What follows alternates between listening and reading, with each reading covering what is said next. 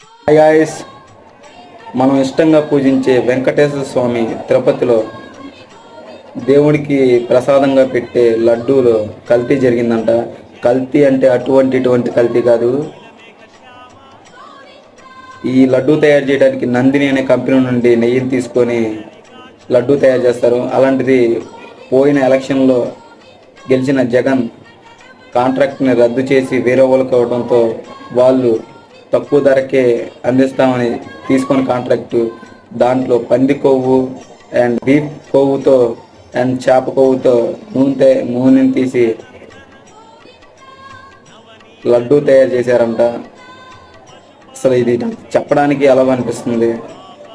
హిందువులు ఇప్పటికైనా మేలుకోవాలి, లేకపోతే ఇప్పటికే మన ధర్మాన్ని చాలా మట్టికి భ్రష్ట పట్టిస్తున్నారు.